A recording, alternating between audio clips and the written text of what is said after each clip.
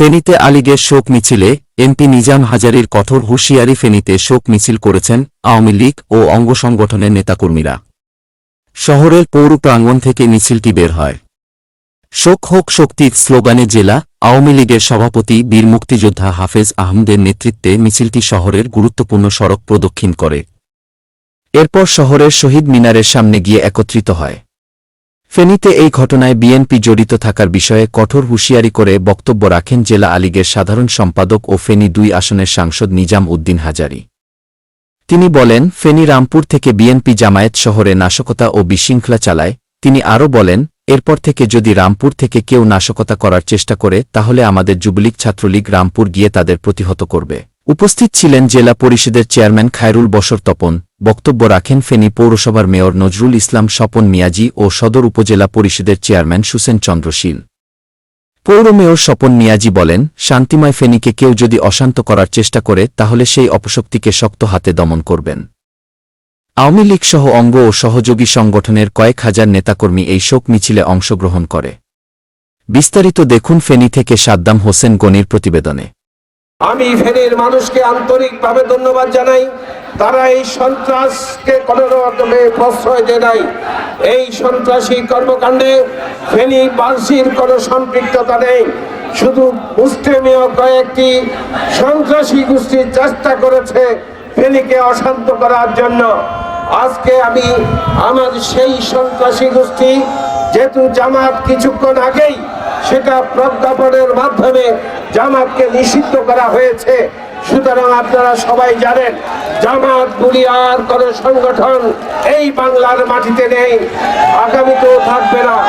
জামাতকে ফেনীর মানুষ সহ সারা বাংলাদেশের মানুষ প্রত্যাখ্যান করেছে, শেষ পর্যন্ত সরকার প্রত্যাখ্যান করেছে, আদালত প্রত্যাখ্যান করেছে। সুতরাং জামাতের এই বাংলাদেশের মাটিতে আর কোন রাজনীতি করার সুযোগ নেই।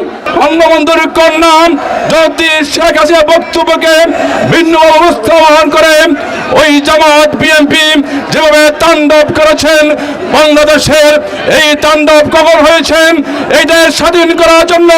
যখন দেশের মানুষ ঝাঁপিয়ে পড়েছেন তখন স্বাধীনতার বিপক্ষে শক্তিরা এইভাবে বাংলাদেশের সম্পদ উপরে তারা হামলা করেছেন।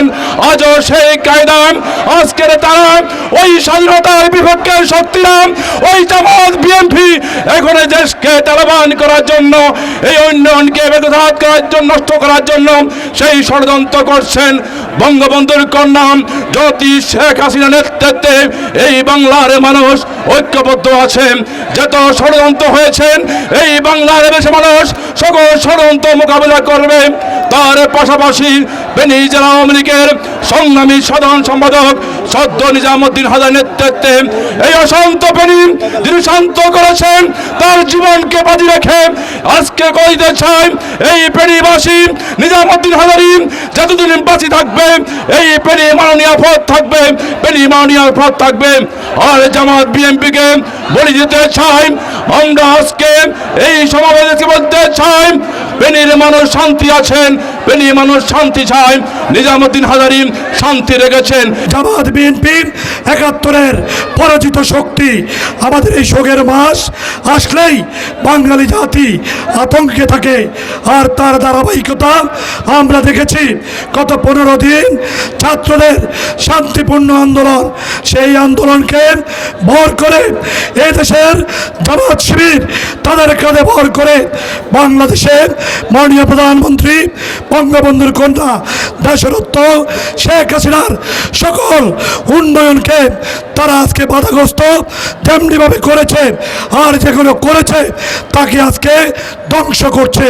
এখানে দেশীয় আন্তর্জাতিক চক্রান্ত কাজ করছে।